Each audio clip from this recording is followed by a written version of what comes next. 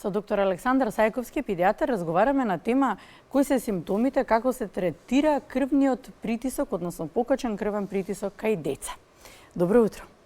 Добро утро, фала за поканата и поздрав до сите ваши гледачи. Докторе, како да знаеме кои се симптомите кои што укажуваат дека дете има покачен крвен притисок?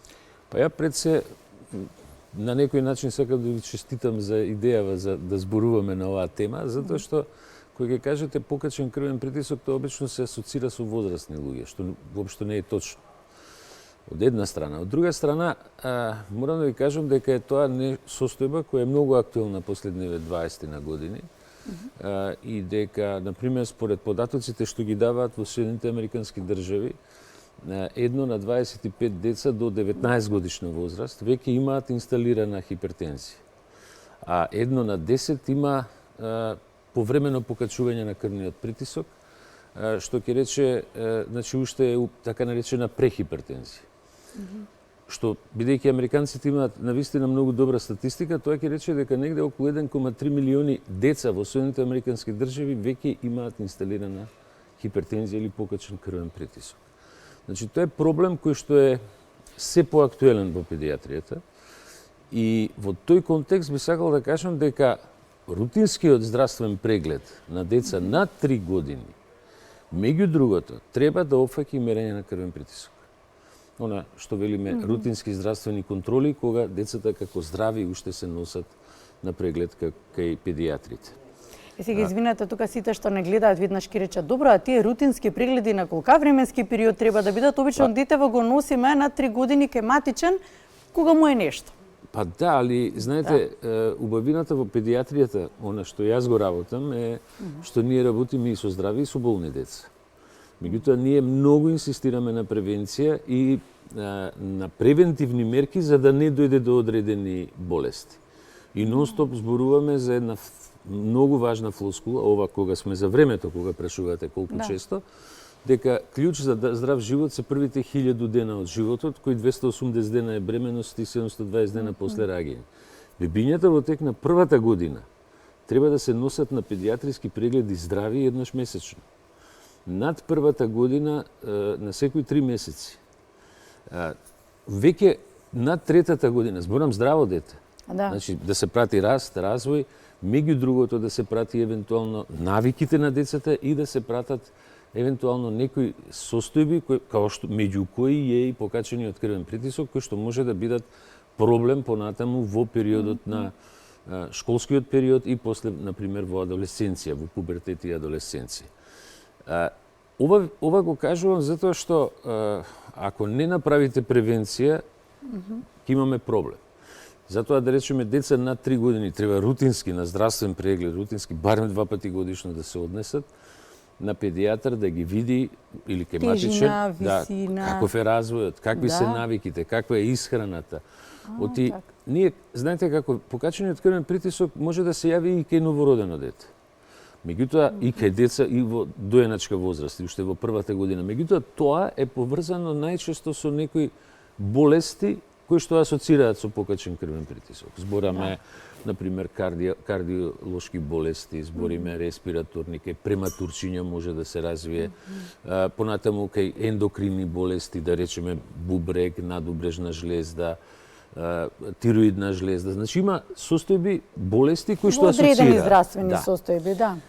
Но, веќе над третата година и понатаму во школскиот период, покачувањето на крвниот притисок може да настане заради одредени навики што ги имаат децата, а тоа е најчесто поврзано со прекумерна тежина, начин на исхрана, внесување на многу сол во исхраната, внесување на мала навика за шетање или спортување, да кажам, и низа други состојби кои што се врзани со можноста да дојде до појава на покачен крвен притисок. Споменавте многу здравствени навики, кои што пред се треба од најрана возраст да ги стекнуваат децата, здрави навики, како што велат. Некако алудиравте неколку пати на исхраната. Исхраната може како клучен фактор да ја споминеме за ваква состојба, за понатаму да речеме да се развие покачен крвен притисок? Апсолутно да. апсолутно. Знаете, уште Хипократ има кажано дека здравјето влага низ уста.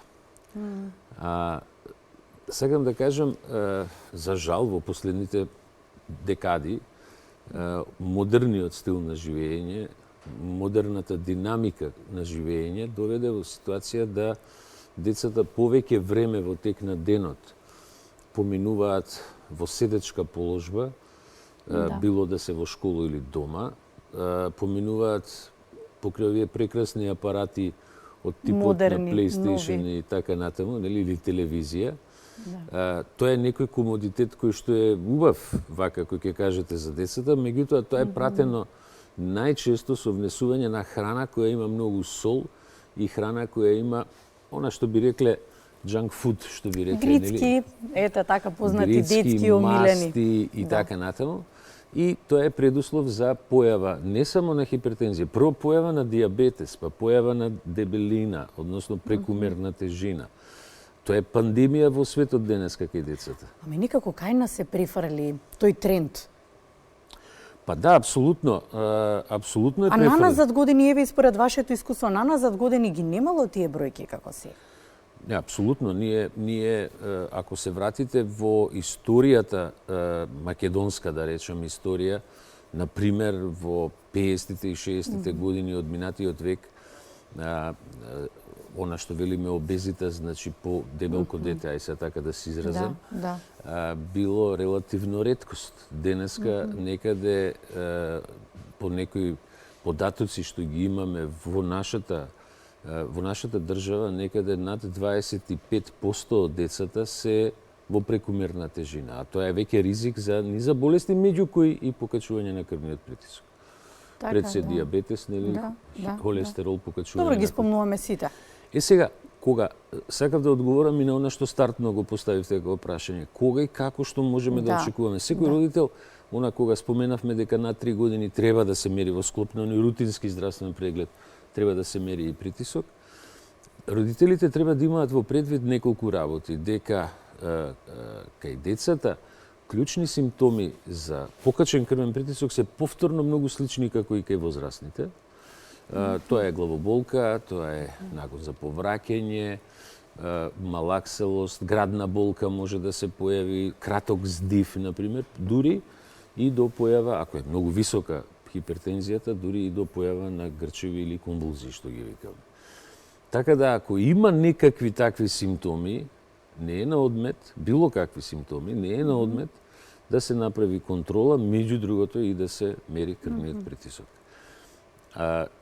Доаѓањето на преглед, дури и на превентивен преглед, подразбира да педијатарот ги добие информациите за начинот на живење на детето. Значи, неговите навики, начинот на исхрана.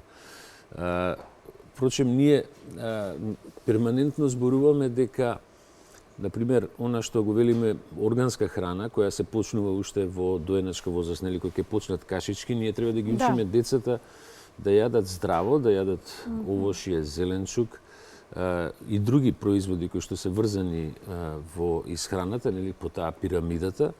Меѓутоа, инсистираме цело време дека внесот на солта, не само во првата година и понатаму, не треба да е многу висок. Оти, вистина, Или минимално да се внесе. Минимално, да. Ние сите имаме потреба за внес на сол, нели, натриум хлорид е дел од нашиот живот на крајот на денот. Меѓутоа, прекумерното внесување може да доведе до појава на покачување на крвниот притисок. Затоа треба да се коригираат, евентуално да се обидеме да се коригираат навиките кај едно дете, со родителите заедно се разбира, и да се дадат препораки во однос на тоа како може да се избегне утре појава на хипертензија. Ако за возрастен е 120 со 80, колку е за дете? Тоа е многу интересно прашање. Добри, за возрастен знае тука нормални со оглед на навиките да варира. За децата во школска возраст, веќе над 11-12 години, тоа е истиот крвен притисок. Кај деца, помалите деца, има посебни скали за крвниот притисок, тоа е понизок. Меѓутоа, ние често го мериме, значи кога има потреба се мери горниот и долниот, што велиме, нели, систолен, диастолен и среден притисок. Така. За помалите, да речеме... И тој е варијабилен, зависно од возраста, од тежината, од навиките и така натаму. Па добро, се си зависи во текот на возраста, исто како и растот, исто како и тежината, веројатно тука влегува во тие скалила колку треба да биде нормален. Она што сакам да прашаме како главна препорака, како превенција. Верувам дека повторно ќе ја споменете исхраната, ама од друга страна родителите ќе речат па не ми ги јаде кашите, не ми ги ја јаде, не знам, манџичката или што и да имам подготвено ако нема сол. Од и солта неколку пати ја споменавме, но како главна препорака што ќе препорачате, негде прочитав дека треба да се скуси оној дел на доцна вечера кај децата. Дека тоа исто така треба да биде како за возрастен, треба да биде максимум 19 часот и кога детето ќе ви побара подоцна да јаде, дека треба тој дел да се елиминира комплетно. Дали е поврзано? Да. Ба е поврзано секако, мада уште значи децата кога се во првата година од животот, они јадат многу почесто отколку возрастните. Она што денеска е малце модерно, не само за возрастни, така и за деца, особено за школска возраст. Борба меѓу, ако смеам така да се изразам, нели, концепт, ајде подобро, помеѓу 1 до 2 оброка во ден или повеќе оброци на ден. Добро. Меѓутоа, кај децата е добро да се има и 5 оброци на ден, али да се умерени. Да е количината мала, да не е голема. Од една страна не се оптеретува желудникот и цревото, се внесуваат повеќе витамини и минерали затоа што во тие 5 оброци 2 се врзани со овошје. Нели? Да речеме дека би биле. Па да, така, но морам да ви напоменам дека барем јас, мислам не јас лично само, него целата педиатрија, ние зборуваме дека често се случува тој проблем кој ќе дое мајка или татко или заедно ќе дојат во амбуланта и ќе речат да бе детето не сака да ми јаде ова. Вистина има промени во варијации во вкусот. Нели, детето може да јаде спанек и некој период, после да не сака, или брокула, да речеме. Пример се зборувам. Како најпроблематични, да, убав е примерот. Да, затоа и ги кажам. Тоа е примерот. Меѓутоа, и да се прекине со нив, има други компоненти во зеленчукот, например, кои што може да се внесат, но она што клучно е кај родителите дека треба да бидат упорни. Знаете, децата имаат само 2 желби во животот. Трета немаат. Имаат 2, љубов и храна. Значи, вие треба да му давате многу љубов на вашето дете и да му давате храна. Храната да бидете упорни и досадни визави вашето дете. Ако не сака да јаде сега од таа храна што сте ја припремили, дајте му ја после пола саат повторно. Ама не да се сврти на смоки или на некој колачи. Колку за да не остане гладно. Да. Исто така, често пати во педиатријата се збори, знаете како, ниедно дете на планетава Земја не умрело од глад. Децата во Африка што умираат затоа што немаат што да јадат. Кога ќе огладни детето ќе јаде. Меѓутоа, тоа е веќе она друга психогена компонента кај родителите, се плашат дека ако не му дадат на детето да јаде, дека може да му го наруши здравјето. Не. Децата имаат феноменален механизам да кога се гладни јадат, кога не се гладни не јадат. Многу подобра контрола од нас возрастните. Децата не може да се прејадат без везе, само онака со многу храна непотребно за разлика од возрастните луѓе. Главното со кое што би сакала да заокружиме е доколку се лоцира покачен крвен притисок кај дете. Како потоа се третира? Ако возрастниот добива терапија, како е кај детето? Апсолутно и за децата иде терапија. Меѓутоа, ако веќе се сомневаме дека има лабилна хипертензија или веќе позиционирана покачен крвен притисок, обавезно детето мора да биде прегледано од педиатриски кардиолог, обавезно мора да биде прегледано и од педиатриски нефролог, особено деца во помала возраст, затоа што има состојби на покачување на крвен притисок кои што се врзани со бубрежни болести, со бубрег и надбубрег. Има состојби кои што се врзани со тироидната жлезда. Тука веќе треба да се вклучи и педиатриски ендокринолог. Значи, лекувањето Е системски. е фактички една комбинација од едно конзилиарно утврдување на причината, дали ние имаме реална причина, органска, што би рекле причина, или е она што се нарекува есенцијална хипертензија, значи каде што не ја гледаме, нема органска причина, зборам од аспект на болест на бубрек, надбубрек, нели, хормони, генетика и така натаму, и каде што треба да се лекува со одредени лекови, има голем број на лекови кои што се користат, меѓутоа зависат од типот на кои што се наменети и дозволени за деца. кои што се дозволени за деца, меѓутоа зависат во голема мера од возраста и од типот на покачувањето на притисокот. Докторе, кога се подготвував за интервјуто, читав доста и по форуми, затоа што многу малку се зборува, како што кажавте, за оваа тема. Една мајка вели вака: многу често се јавуваше покачен крвен притисок кај моето дете и во пубертетот се изгуби. Дали тоа не е некако изговор за некои состојби, па во пубертетот се губи или се појави во пубертетот, или на вистина тоа е еден период во кој што се случуваат такви промени на состојби ако се јавиле претходно, еве како оваа, и може да се изгубат, или во пубертетот да се јави, ако претходно не постоело. Да. Покачениот крвен притисок, значи очигледно сигурно може ли да се даде тоа како одговор дека на вистина е еден преоден период? Знаете како расте детето, како оди кон пубертетот, влага во пубертет, шансите за зголемување на крвен притисок по принцип се зголемуваат. Значи, покачениот крвен притисок кај дете на 2 години е многу поредок отколку кај дете кое што е веќе во школска возраст. Меѓутоа, може да се случи уште во предшколска возраст да имаме вариабилна хипертензија, значи да не е она инсталирано зголемувањето на крвниот притисок, па постепено со раст да се изгуби. Но и на најмало покачување на крвен притисок, значи не треба да се паничат родителите, нормално. Ова го прашувам во контекст на треба да дојдат на контрола и да се проверат сите можни причини.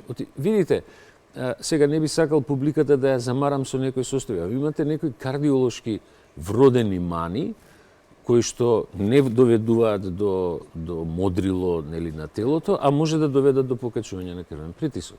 Имате, например, состојби бубрежни, каде што има стеноза на една голема артерија, може детето да се роди со тоа, има покачување на крвниот притисок. Има деца со зголемена функција на тироидната жлезда и во тој момент да имаат покачен притисок. Меѓутоа, сето тоа и да е на 3 годишна возраст, брзо може да се детектира, да се открие причината и да се открие, да се тргне главната причина за сето тоа. И после детето да нема покачување на крвниот. А добро, дали значи ако детето биде под терапија, дека треба да биде до крајот на животот под терапија? Не мора да значи, мислам, апсолутно не мора да значи. Значи, ви имате и возрастни луѓе кои што имаат покачен крвен притисок, ако се сведат на оној режим на исхрана и физичка активност, се намалува, дури и укинува терапијата. И пак се навративме убаво да го заокружиме разговорот дека за днината, не само за возрастните, туку најмногу и за децата, за се она што се случува во нашиот организам и начинот на живот е всушност здрава исхрана и здрав живот. Апсолутно, значи водењето на здрави навики, добар сон, добар одмор, добар физички напор понатаму, нели, движење, одење, трчање, и тоа зависи од возраста нормално. Оти не секој спорт се практикува во секоја возраст, меѓутоа младите треба да се активни, децата треба да се активни и здрав начин на исхрана. Тоа се вака предуслови кои што се многу важни. И навики кои што треба од најмала возраст да се стекнуваат за да... Па тоа треба да се стекне од моментот нормално. кој ќе почнеме кашички да даваме, тоа е негде 4, 5, 6 месец. Ви благодарам за гостувањето, благодарам што ја отворивме оваа тема. Верувам дека овој период ви е полн во амбуланта и дека едноставно е подинамичен од вообичаено. Да, оваа година, како што знаете сите, грипов, пост-корона грипов е нешто што ги напуни педиатриските амбуланти. Ама некако па нормално за овој период од година. Сосема очекувано, да. Да, благодарам што бивте наш гостин денеска. Го заокружувам разговорот со еден прилог во кој што во четврток ќе ви кажем, имаме школа за родители во кој што советуваме. Па прилогот е дека доењето, постојано зборуваме колку е важно за детето. Апсолутно. Да, но од доењето колку бенефит има и мајката. А тоа е взаемен бенефит. Знаете како, бременоста и доењето се нешто што само жените можат да го осетат, но она што сакам да напоменам дека и за време бременост, и за време доење, детето и мајката вршат размена не само на молекули, него и на клетки. Затоа и има едно правило кај нас исто у педиатријата, слушајте ги мајките, они сепак имаат предчувство за детето големо. Благодарам, докторе. Фала многу.